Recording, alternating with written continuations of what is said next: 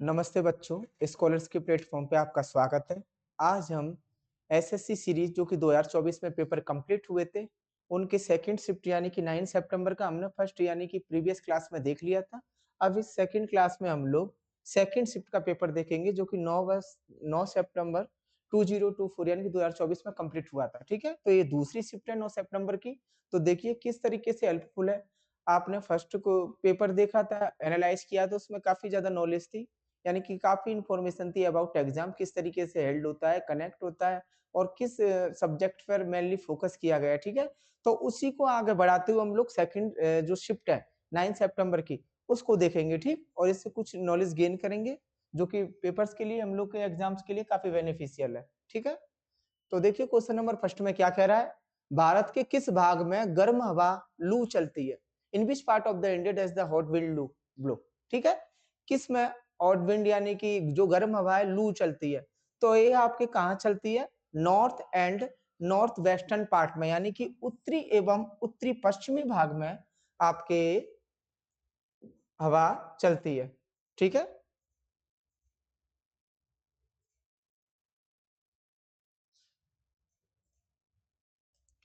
तो कौन सा होगा? ऑप्शन 4 होगा इसका राइट आंसर, ऑप्शन 4। ठीक है ना, उत्तरी एवं उत्तरी पश्चिमी में, उत्तरी एवं उत्तरी पश्चिमी भाग में। और किस भाग की बात की जा रही है? भारतीय भारतीय प्रायद्वीप की। ठीक है, यानी कि इंडियन सब कॉन्टिनेंट की बात की जा रही है, तो इसमें चलती है। कब चलती है, किस महीने में? अगर इसकी शुरुआत के बारे में बात करें तो ये मई से जून तक का समय होता है।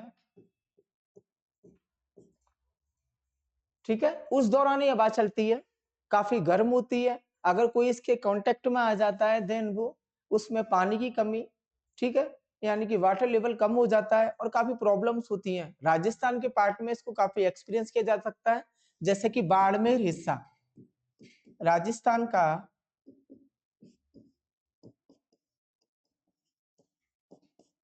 बाड़मेर जिला। ठीक है, यहाँ पर इसका काफी ज्यादा प्रभाव होता है, गर्मियों के महीने में ये चलती है। ठीक है, तो पहला क्वेश्चन हो गया कि कहाँ चलती है, तो आप बता सकते हो। नेक्स्ट देखो,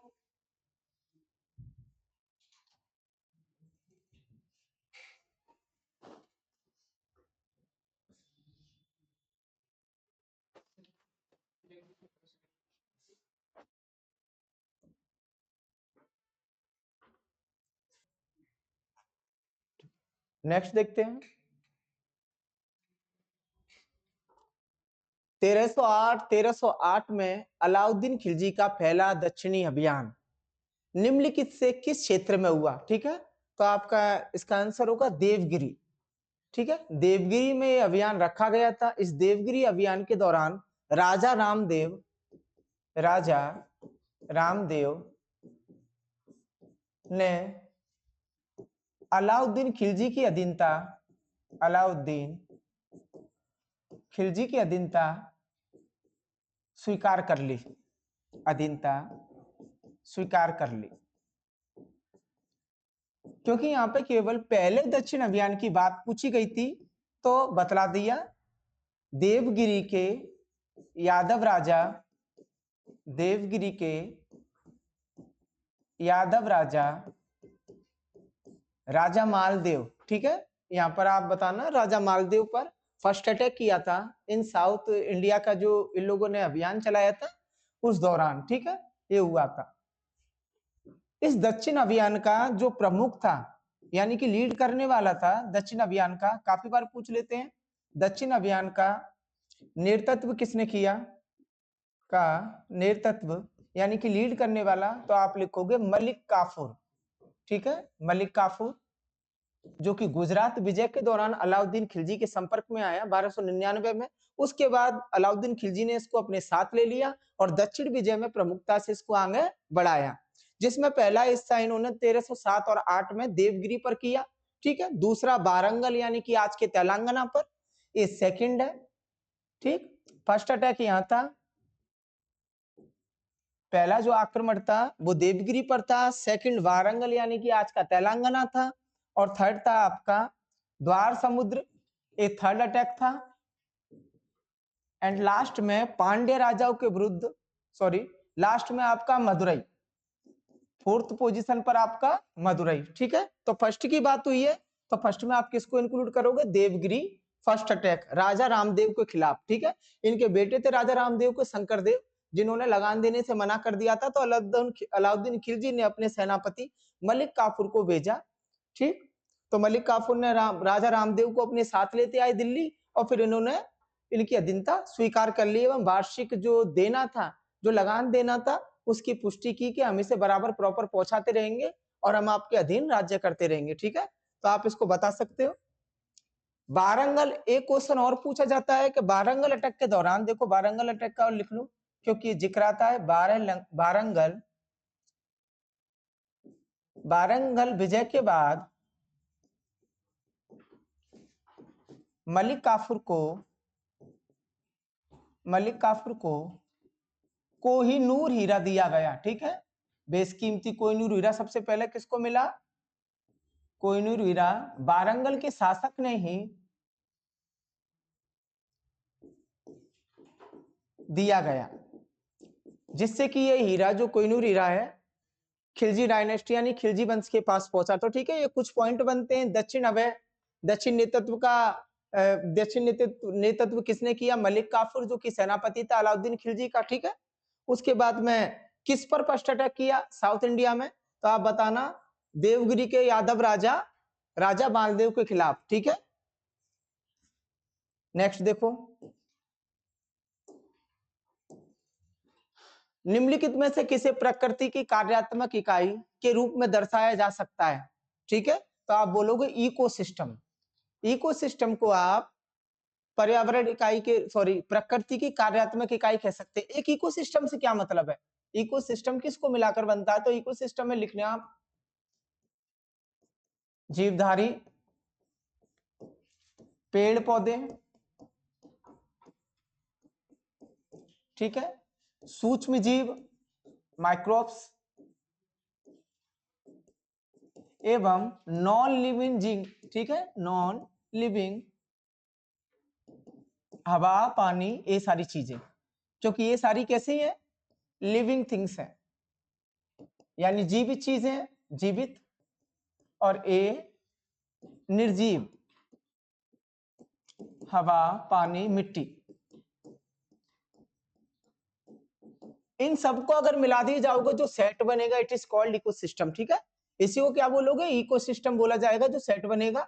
तो इस इकोसिस्टम क्या होता है? प्रकृति की कार्यात्मक इकाई।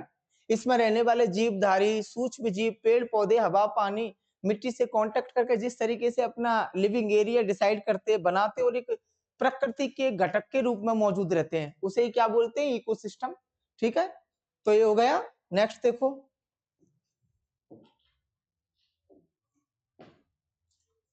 गर्मियों के महीने में पूर्वी जेठ धारा प्रायद्वीपीय भारत के ऊपर किस अक्षांश पर बहती है? ठीक है, यहां बात की गई है पूर्वी जेठ धारा। तो ये पूर्वी जेठ धारा किस अक्षांश पर बहती है? 14 डिग्री नॉर्थ। ठीक है, किस पर? Option D, 14 degree north. आखिर होती क्या है? तिब्बत के पठार पूर्वी जेठ धाराएं बनती कैसे हैं? पूर्वी जेठ धाराएं बनती कैसे है? तिब्बत का जो पठार है, तिब्बती पठार एवं हिंद महासागर का जो टेम्परेचर है, सागर के तापांतर के कारण, ठीक है, जो दोनों के टेम्परेचर है उनमें जो डिफरेंस है उसके कारण ये हवाएं, यानी कि जो पूर्वी जेट धाराएं ये फ्लो करती हैं तापांतर के कारण। ठीक, इन्हीं धाराओं के कारण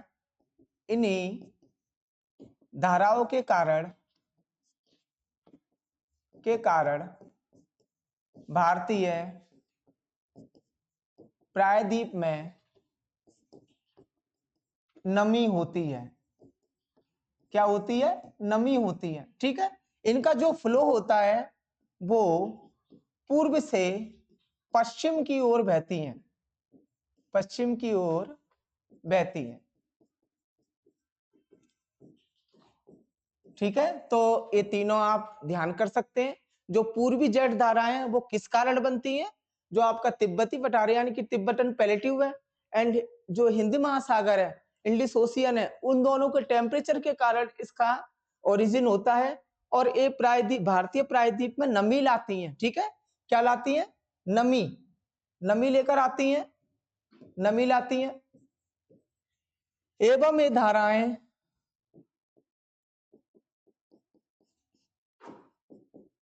मानसून पर भी प्रभाव डालती हैं।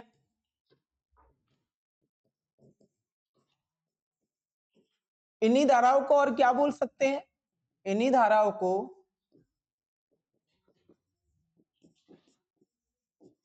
उपोष्ण कटिबंधीय, उपोष्ण कटिबंधीय पूर्वी जेट धारा, पूर्वी जेट धारा। ठीक है, जब भी कभी बात की जाए तो ध्यान करना, पूर्वी जेट धाराएं क्या है? उपोष्ण कटिबंधीय। ठीक है, यानी कि सब ट्रॉपिकल, सब ट्रॉपिकल ईस्टर्न जेट स्ट्रीम्स। ठीक है, तो ये गया क्वेश्चन नंबर 4। नेक्स्ट देखो,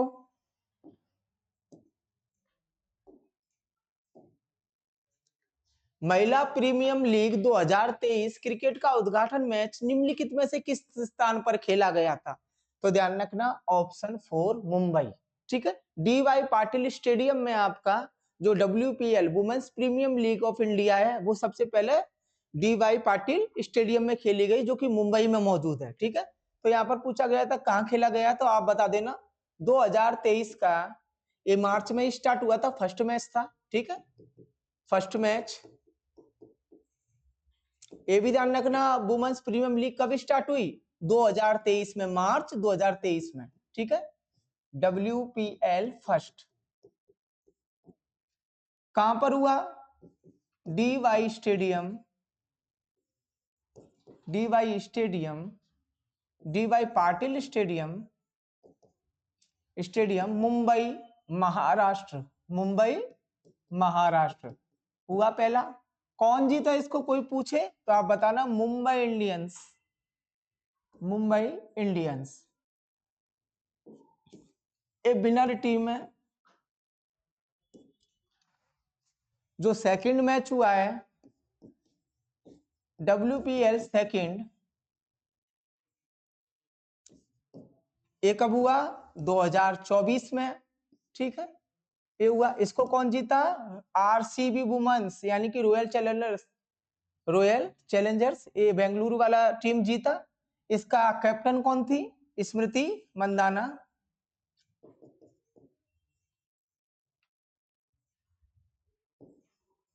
ठीक है, जो विनर टीम था। और 2025 में, जो कि कब स्टार्ट हो रहा है? 14 फेब यानी कि कल के दिन ये मैच स्टार्ट हो रहा है। ठीक है, तो देखते हैं कौन जीतता है। तो ये तीनों डाटाज भी लिख लो। फर्स्ट स्टेब्लिश कब हुआ? इन 2023 मार्च मंथ में। ठीक है, ये स्टेब्लिशमेंट है। पहला कब हुआ?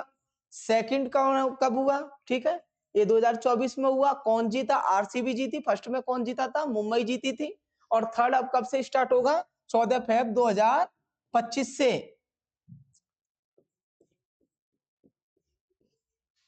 ठीक है, कल मैच स्टार्ट होगा, देखो कौन जीतता है। नेक्स्ट देखो,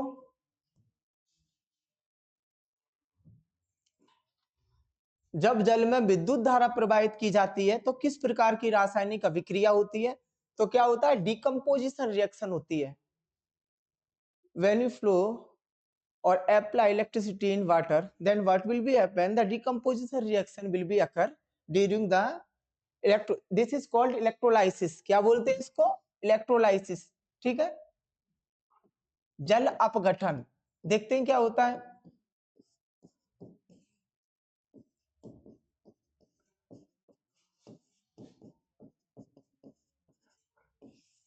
जब आप जल में विद्युत धारा प्रवाहित करोगे तो जो जल के अणु होते हैं वो दो पार्ट्स में टूट जाएंगे। ठीक है ना, जो नेगेटिव पोर्शन यानी कि O2 माइनस है, ये आपका कैथोड पर इकट्ठा होगा।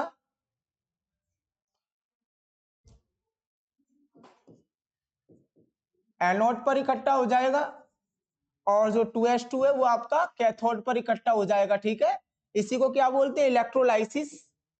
इलेक्ट्रोलाइसिस क्या होता है जल अपघटन में? जल अपघटन क्या होता है? जल में विद्युत धारा यानी कि इलेक्ट्रिसिटी, विद्युत धारा प्रवाहित करने पर जल के अणुओं का टूटना। जल के अणु यानी कि जो मॉलिक्यूल्स मौजूद हैं, हाइड्रोजन और ऑक्सीजन अणुओं का टूटना। ठीक है, और किस तरीके से टूटना है? मैंने यहाँ पर रिएक्शन दे दिया, 2H2O that is splits into hydrogen and oxygen, twice atom of hydrogen and oxygen. ठीक है, it is called electrolysis. In electrolysis, when you flow the electricity in water, then water is splits into hydrogen and oxygen. It is called electrolysis, यानी कि जल अपघटन। ठीक है, next देखो,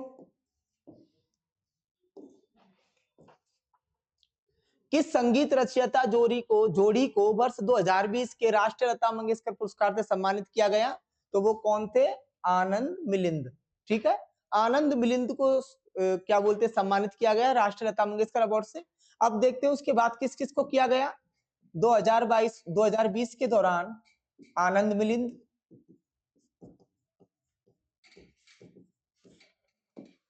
2021 के दौरान कुमार सानू, 2022 के दौरान उत्तम सिंह और 2023 के दौरान KS चित्रा। ठीक है, इन लोगों को सम्मानित किया गया है। सम्मानित व्यक्ति, इस डाटा को भी माइंड में रख लेना। ठीक है, नेक्स्ट क्वेश्चंस के लिए किस किस को सम्मानित किया गया है अगर लता मंगेशकर अवार्ड आए तो? Then you will. ठीक है, next, Govind ji Nrityalaya located in which state? Manipur. ठीक है, कहां पर है? मणिपुर। किसने स्टैब्लिश की थी? गुरु विपिन सिंह। गुरु विपिन सिंह। किस नृत्य के संरक्षण के लिए? मणिपुरी। ठीक है, मणिपुरी नृत्य के संरक्षण के लिए गुरु विपिन सिंह द्वारा मणिपुर की राजधानी इम्फाल में इसको खोला गया। एंड इन 1972 कोलकाता में भी गोविंद जी नृत्यालय की दूसरी शाखा खोली गई। ठीक है, तो क्या आंसर होगा? ऑप्शन 4 मणिपुर। नेक्स्ट, भारत के किस राज्य में जल संचय के लिए कुंड या टांका का उपयोग किया जाता है? Then you will give the answer option 3 Rajasthan. ठीक है, राजस्थान के अंदर कुंडा या टांका का उपयोग किया जाता है। इसमें कंक्रीट से बनाकर धरातल पर एक टंकी बनाई जाती है। उस टंकी में पीने योग्य पानी का जल संचय यानी कि जो वाटर स्टोर्ड है वो किया जाता है, जिससे कि हम लोग पानी की कमी होने के बाद में उसका उपयोग कर सके। ठीक है, जैसे कई सारे जिले हैं, बाड़मेर है, जैसलमेर है, उन सब में कुंडा या टांका का यूज किया जाता है घरों के अंदर पक्की टंकियां बनाना। ठीक है, नेक्स्ट चलो, उच्च न्यायालय और सर्वोच्च न्यायालय न्यायाधीश वेतन और सेवा की शर्तें संशोधन अधिनियम विधेयक 2021 लोकसभा में कब पेश किया गया? कब पेश किया गया? 30 नवंबर 2021 को आपके न्याय मंत्री यानी कि लॉ मिनिस्टर किरण रिजिजू द्वारा। किसके द्वारा? कानून मंत्री डॉक्टर किरण रिजिजू द्वारा पेश किया गया। ठीक है, कब किया गया? 30 नवंबर 2021 के दिन। किस लिए था? उच्च न्यायालय एवं सर्वोच्च न्यायालय के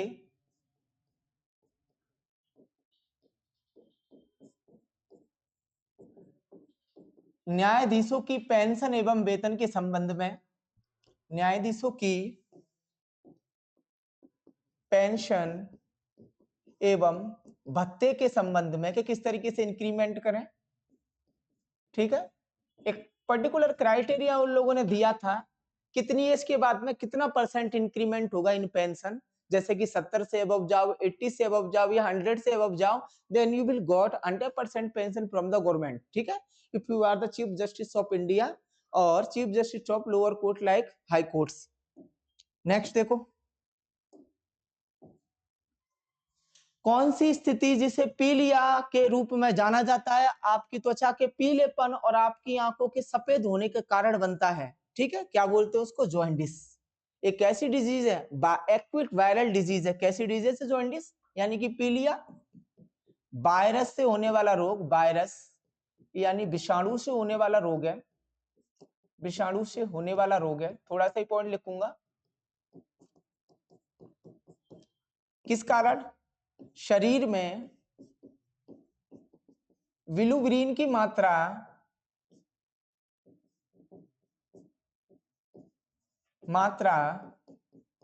ज्यादा होने पर। ठीक है, आप जानते हो बिलिरुबिन क्या करता है?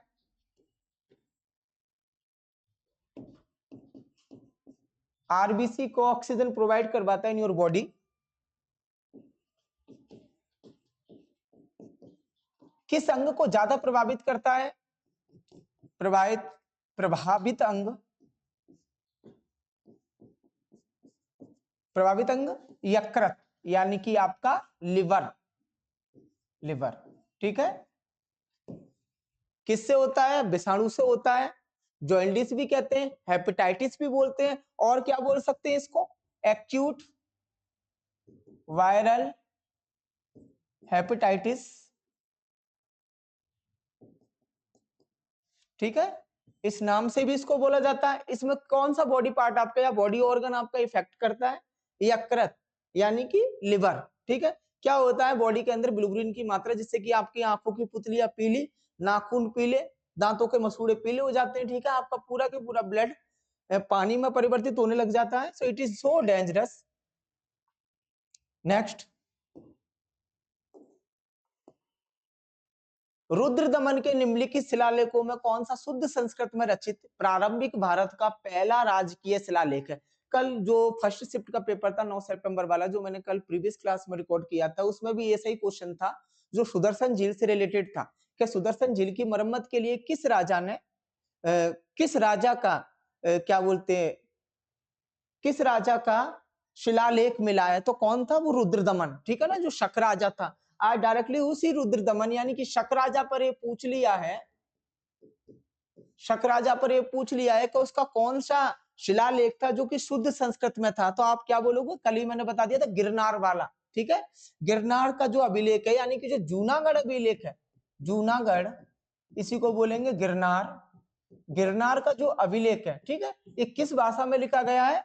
संस्कृत में, शुद्ध भाषा में, संस्कृत भाषा में।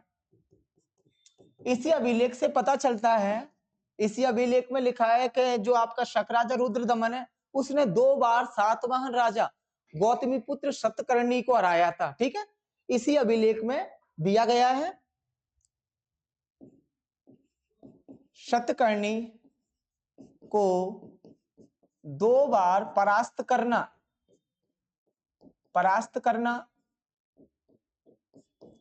सेकंड पॉइंट दिया है इसी में, सुदर्शन झील के मरम्मत के लिए धन खर्च करना।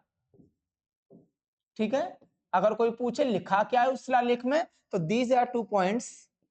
ये 2 पॉइंट हैं जिनको आप बता सकते हो। गौतमी पुत्र सतकर्णी को 2 बार परास्त करना और सुदर्शन झील की मरम्मत के लिए अत्यधिक धन खर्च करना। ठीक है, ये इस अभिलेख में दिया गया है। नेक्स्ट देखो, भारत की जनगणना 2011 के अनुसार ग्रामीण भारत में निम्नलिखित में से कौन से राज्य में महिला कार्यबल भागीदारी सर्वाधिक है? किसमें है? उत्तर प्रदेश में। ठीक है, ये किस राज्य में गिवन है? उत्तर प्रदेश में। ग्रामीण क्षेत्रों में महिलाएं सबसे ज्यादा कार्यबल भागीदारी होती हैं। ठीक है, सबसे कम की बात की जाए, सबसे कम कहाँ है महिलाओं की भागीदारी काम के अंदर, तो आप जवाब देना बिहार राज्य में। कहां पर? बिहार राज्य में। ठीक है, बिहार राज्य में सबसे कम भागीदारी है। नेक्स्ट चलो, निम्नलिखित में से कौन सा उत्सव सूर्य देव और उनकी पत्नी उषा को पृथ्वी पर जीवन बनाए रखने के लिए इच्छाएं प्रदान करने के लिए धन्यवाद देता है? तो आप क्या बोलोगे? छठ पूजा। क्या नाम है उसका? छठ पूजा। ठीक है, छठ पूजा थोड़ा सा देखे छठ पूजा का। छठ पूजा 4 दिन का त्योहार है। कहां मनाया जाता है?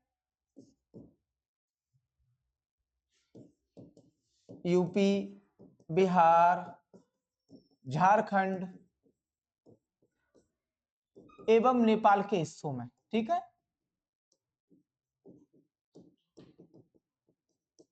कब मनाया जाता है? कार्तिक मास के छठे दिन, छठवें दिन सेलिब्रेट किया जाता है। किसको समर्पित है? सूर्य देव एवं उषा देवी को ये समर्पित है। ठीक है, तो छठ पूजा के बारे में डिस्क्रिप्शन में आप देख लो क्या क्या है। 4 दिन का त्योहार होता है दीपावली के टाइम पर, कार्तिक मास में छठे दिन ये मनाया जाता है। ठीक है, और ये यूपी, बिहार, झारखंड एवं नेपाल के हिस्सों में सेलिब्रेट होता है। किसको समर्पित है? सूर्य एवं उषा देवी। नेक्स्ट, गगन नारंग ने किस ओलंपिक में कांस्य पदक जीता है? ऑप्शन 2, लंदन 2012 ओलंपिक में इन्होंने कांस्य पदक जीता है। ठीक है, और किस प्रतिस्पर्धा में जीता है? गगन नारंग की बात करोगे तो गगन नारंग आपका जो है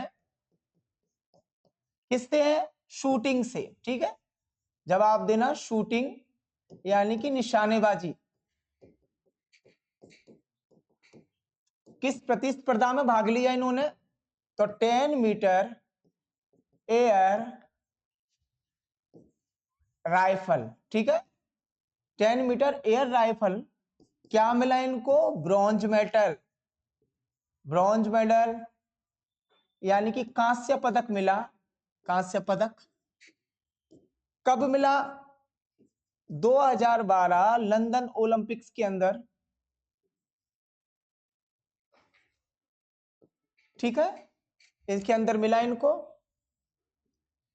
अगर कोई पूछे 2008 बीजिंग ओलंपिक की बात करें तो बीजिंग ओलंपिक में किसने जीता? अभिनव बिंद्रा। क्या बोलोगे? अभिनव बिंद्रा।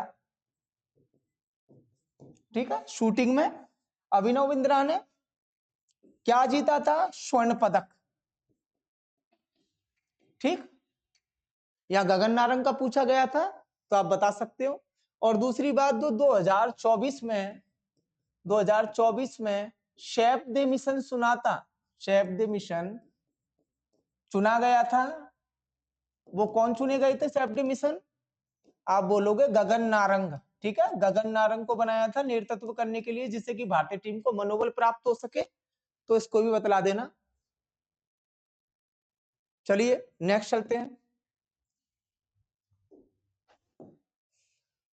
अरबी, फारसी और इस्लामी कानूनों के अध्ययन को बढ़ावा देने के लिए कोलकाता में मदरसा कब खोला गया था?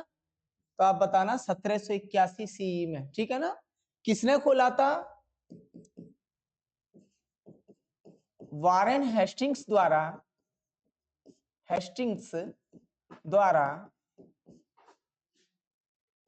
1781 में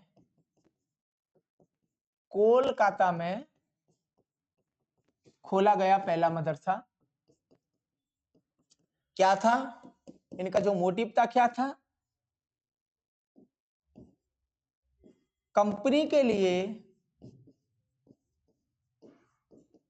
द्विभाषीय तैयार करना, जिससे कि वो और स्टेट्स में भी इंटरवीन कर सके। ठीक है, उनके राज्य को समझ सके, उनकी कार्य प्रणाली को समझ सके, इसलिए पहले भाषा का ज्ञान होना जरूरी है।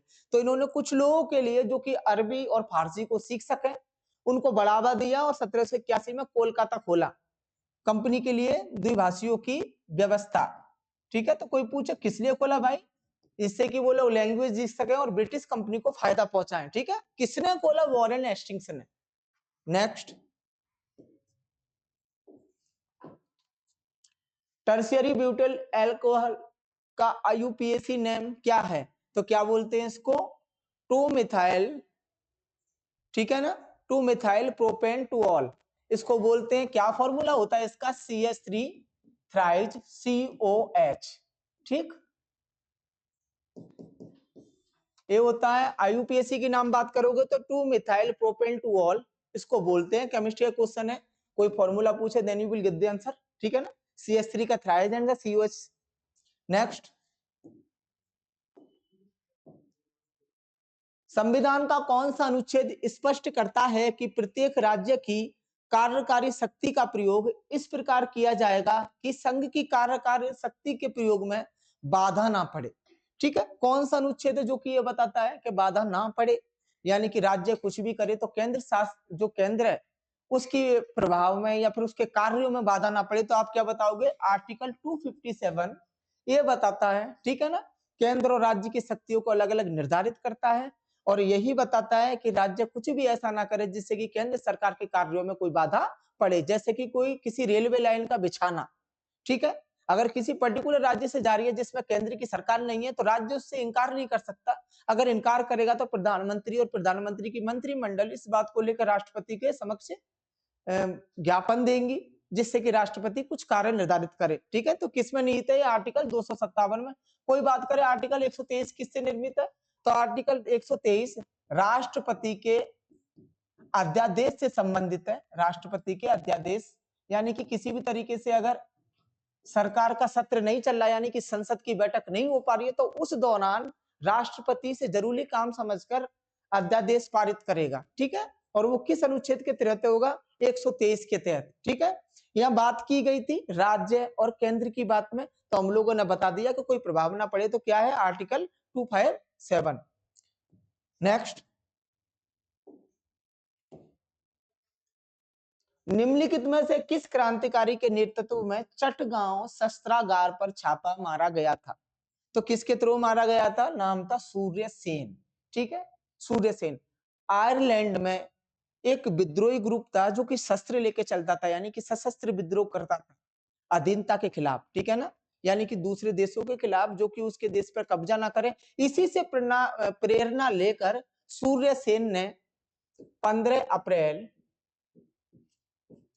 1930 को चटगांव शस्त्रागार पर छापा मारा, शस्त्रागार पर छापा मारा। ठीक है, इनको कुछ मिला तो नहीं, लेकिन इन्होंने क्या किया, टेलीफोन लाइन और टेलीग्राफ लाइन को क्षतिग्रस्त कर दिया। टेलीफोन एवं टेलीग्राफ संचार को काट दिया। ठीक है, क्या किया, काट दिया, जिससे कि उनका संबंध टूट गया बाकी की प्रेसिडेंसी थे। और उस टाइम पर चटगांव प्रेसिडेंसी बंगाल प्रेसिडेंसी के अंतर्गत आती थी, बंगाल प्रेसिडेंसी के अंतर्गत आती थी। ठीक है, तो कोई पूछे भाई किस प्रेसिडेंसी के अंतर्गत इन्होंने शस्त्रागार पर छापा मारा, तो बंगाली प्रेसिडेंसी, जिसमें चटगांव जो कि आज बांग्लादेश में है आता था। ठीक है, चटगांव शस्त्रागार लूट तो नहीं पाए, लेकिन क्या किया, टेलीफोन और टेलीग्राफ संचार को इन्होंने काट दिया। डेट क्या थी, अप्रैल 1930। ठीक है, नेक्स्ट देखो, अप्रैल 1930। नेक्स्ट, ब्याज दर और मुद्रा की मांग के बीच में क्या संबंध है, दोनों के दोनों देखना क्या संबंध है भाई, दोनों में इनवर्सली संबंध है। यानी कि जैसे आप ब्याज को बढ़ा दोगे तो लोग आपसे रुपए कम लेंगे, यानी कि मुद्रा कम लेंगे, मुद्रा कम मांगेंगे। और अगर आप ब्याज को कम कर दोगे तो मुद्रा को ज्यादा मांगेंगे। तो इसका मतलब क्या हुआ, they are inversely to each other, यानी कि वो एक दूसरे के व्युत्क्रम है, अपोजिट है। अगर आप मुद्रा को हाई कर दोगे देन ब्याज ऑटोमेटिकली कम हो जाएगा। ठीक है, और अगर आप ब्याज को बढ़ा दोगे देन मुद्रा बढ़ जाएगा। तो क्या आंसर है, इनवर्स। ठीक, नेक्स्ट, वरिष्ठ नागरिकों के कल्याण के लिए निदेशालय बनाने के उद्देश्य से निम्नलिखित में से किस राज्य की सरकार ने अनुच्छेद 41 के आधार पर वरिष्ठ नागरिकों के लिए 2022 में एक मसौदा नीति बनाई? तो ध्यान रखना, केरल। कहाँ का था? केरल।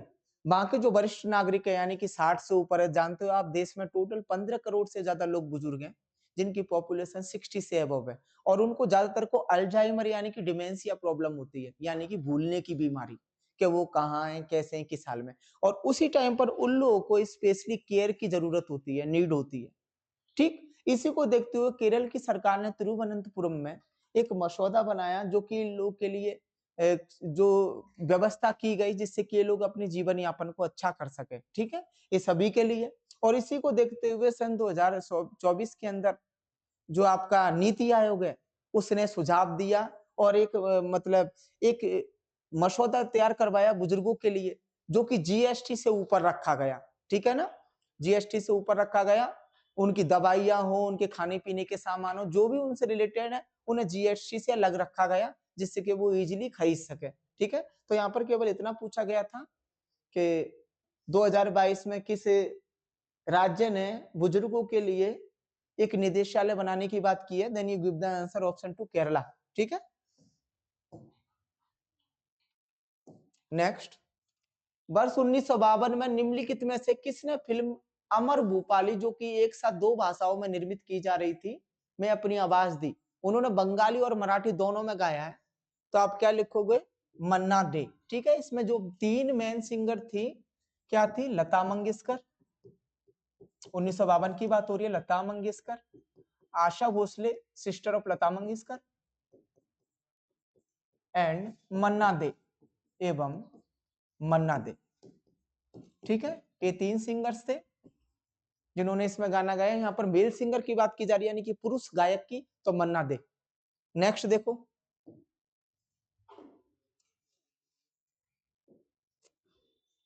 निम्नलिखित में से कौन सा कथन हरित क्रांति को सही ढंग से परिभाषित करता है?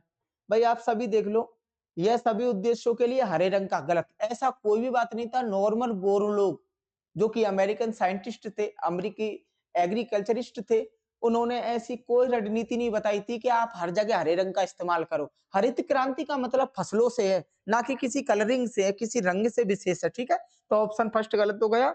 यह वन के योगदान में वृद्धि करने की एक नई रणनीति है, बिल्कुल गलत। फॉरेस्ट से इसको कोई मतलब नहीं है, ये फसल से संबंधित है। ठीक है, क्रॉप से रिलेटेड है, क्रॉप कल्टीवेशन से रिलेटेड है, बट वनों के बारे में इसमें बात नहीं होती। ऑप्शन 3 देखो, यह कृषि में खाद्यान्न विशेषकर गेहूं और चावल का उत्पाद करने की एक नई रणनीति है, बिल्कुल right. Option 3 will be correct. किसने स्टार्ट की थी? थोड़ा सा जान लेना, ऑप्शन 3 पे करेक्ट कर लो। किसने स्टार्ट की? स्टार्ट की यानी कि शुरुआत की, वर्ल्ड की बात कर रहा हूं मैं। शुरुआत नॉर्मन बोरलोग, इन्होंने शुरुआत की। ये क्या थे? अमेरिकी वैज्ञानिक या एग्रीकल्चरिस्ट बोल सकते हो। ठीक, भारत में कब शुरुआत हुआ? भारत की बात करेगा, भारत में कब शुरुआत हुआ? भारत में 1967 से, 1966 या 67 से शुरू। ठीक है, कहां शुरू हुआ?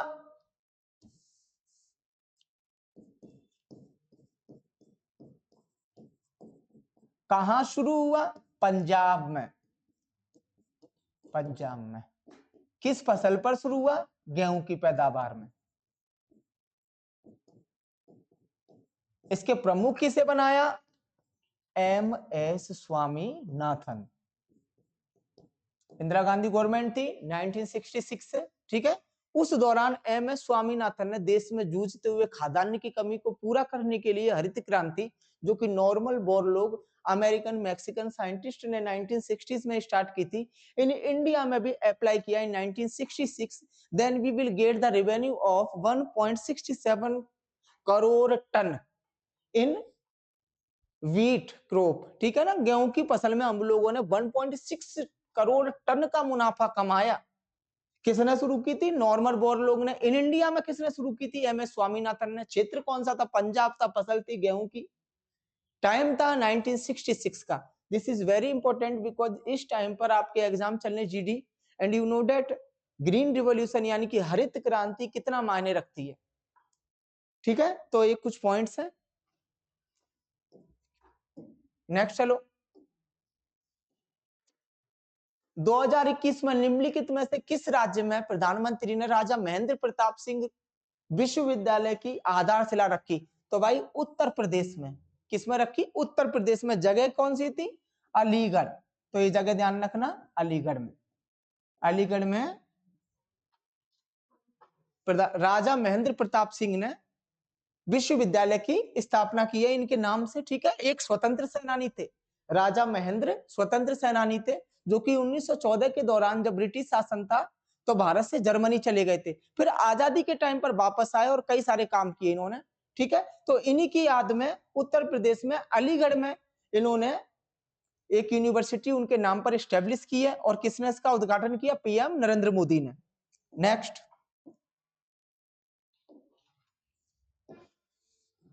राजनीति के निर्देशक सिद्धांतों के संदर्भ में कौन सा कथन सही नहीं है? देखो ऑप्शन भाई ए न्यायोचित प्रकृति को होते हैं, बिल्कुल गलत, यही कथन गलत है। आपके मूल अधिकार न्यायोचित होते हैं, डीपीएसपी नहीं। राज्य के नीति निर्देशक सिद्धांत का मतलब क्या है? डीपीएसपी,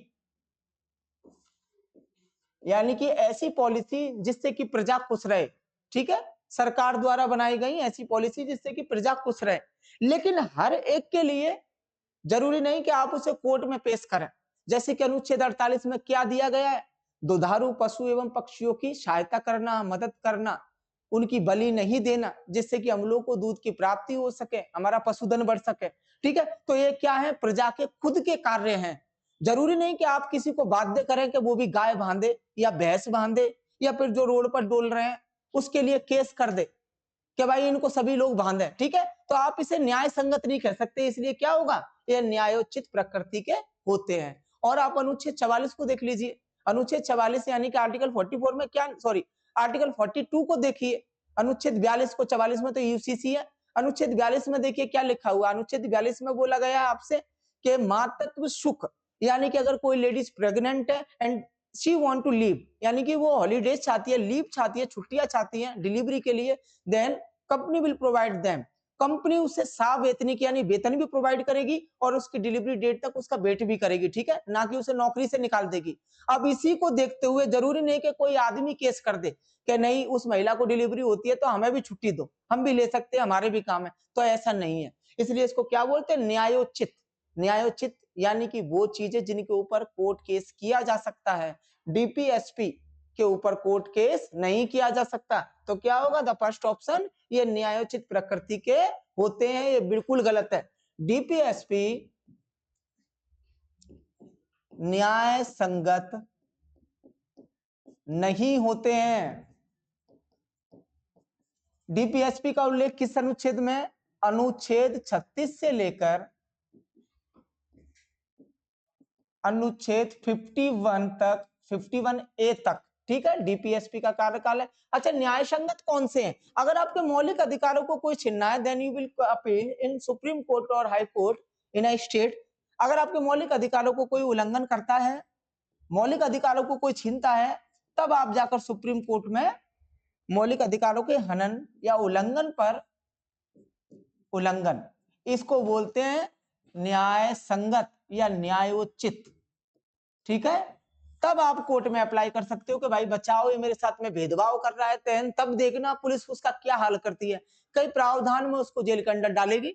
ठीक है, या फिर आप मुस्लिम हो तो आपको धक्का मारा जा रहा है, या फिर ऐसा कोई भी चीज जो कि वैलिड नहीं है अकॉर्डिंग टू कॉन्स्टिट्यूशन, यानी कि संविधान के विरुद्ध है, ये आते हैं मूल अधिकार में। लेकिन डीपीएसपी, क्या आप किसी गाय से ज्यादा प्यार करते हैं तो ऐसा पूरे देश को करना चाहिए? ये बिल्कुल भी काम नहीं है। ठीक है, इसको आप कोर्ट केस नहीं कर सकते। दीज आर डीपीएसपी यानी कि राज्य नीति के निर्देशक सिद्धांत, जिनके ऊपर प्रजा खुद अपने अंदर भरिए अच्छाई। ठीक है, उसको अपने लोगों पर अप्लाई कीजिए, ना कि पूरे देश को ये बताइए कि हम ऐसा कर रहे हैं आप भी ऐसा करो। ठीक है, तो इसमें पूछा गया था, तो डीपीएसपी का क्या था? दिस इज लास्ट क्वेश्चन है, ज्यादा नहीं बताऊंगा। फिर भी कोई प्रॉब्लम आपको रह जाती है तो आप कमेंट सेक्शन में बता देना कि सर इसको नेक्स्ट क्लास में शेयर करें, या फिर इसको बतलाएं हम लोगों को किस तरीके से। ठीक है, thank you so much to all of you.